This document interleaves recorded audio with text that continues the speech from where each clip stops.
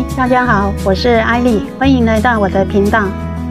上一期的视频，接着我们再来看看这条路上 Riverdale 区的2副房型。今天刚要出片的时候就发现它已经下市了，应该是已经卖掉了吧？下回再揭晓看卖多少咯。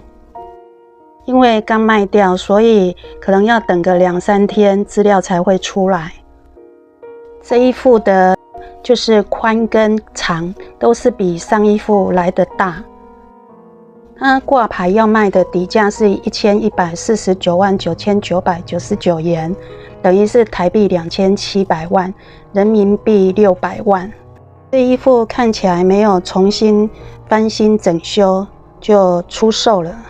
通常没有整修翻新的房子，它的要价就不会太高。所以请大家就是等它资料出来之后，下一集再分享它的卖价是多少。你看它这楼梯的扶手都还是蛮旧了。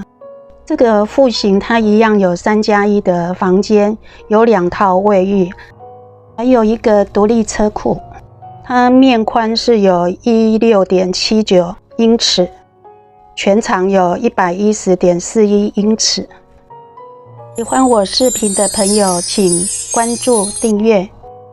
在加拿大这边购买房屋的时候，除了要考虑价格、地点之外，地税也是十分重要的考量因素。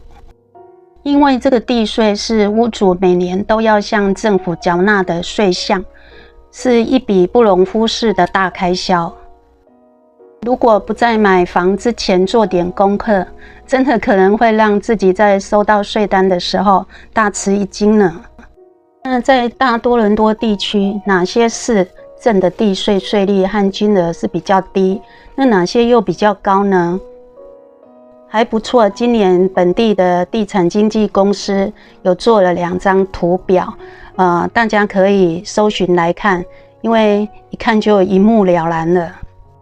其实根据本地的媒体报道，有关加拿大的房产税是地方政府的主要财政收入之一，所以房地产的持有人他就必须按年度缴纳地价税。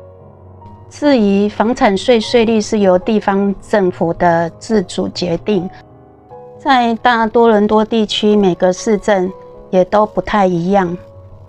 接下来就带大家看看第2个一样位于这一条路上的第2副房型。这一副因为要出售之前它是有翻新整修过的，所以虽然它的面宽只有 15.12，全长是 103.39 英尺，但它要卖的售价是139万9千。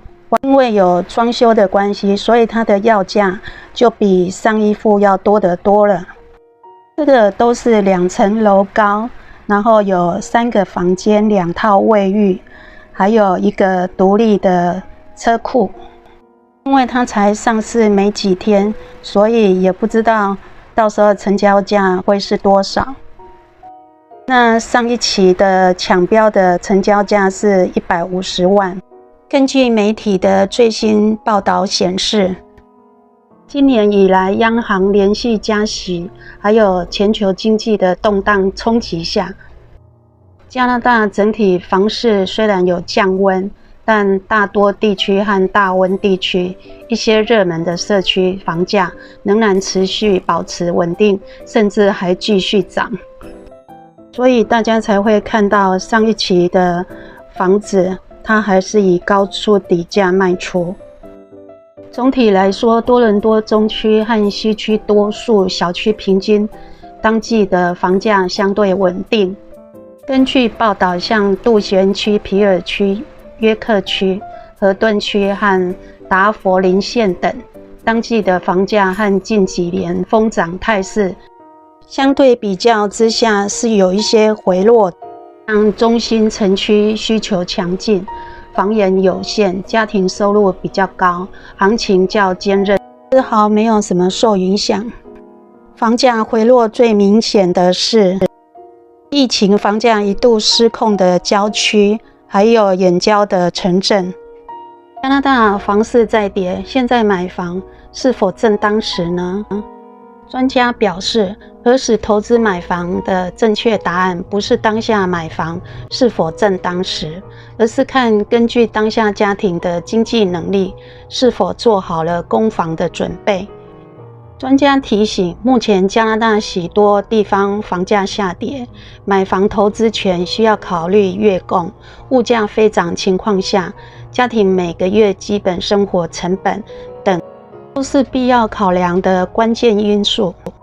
加拿大地产协会 CREA 最新的数据显示，7月份全国平均房价同比大概在662924元加币。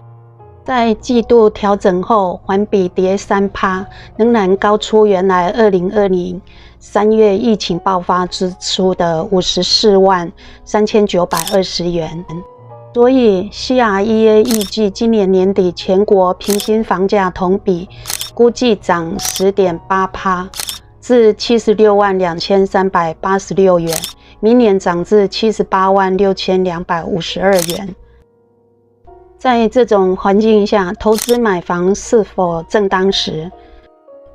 根据 Global News 报道，多伦多布惠大学 TUM 数据科学与地产管理学校教授海德认为，这些数据虽有参考价值，但谁都没有办法断定当下投资买房是早还是晚，所以最好还是在买房的问题上以实用为原则是比较重要的，不要只看预测。好啦，今天就到这啦，感恩您的收看。喜欢的朋友请记得关注、订阅、按赞、收藏、分享，谢谢您，我们下回见。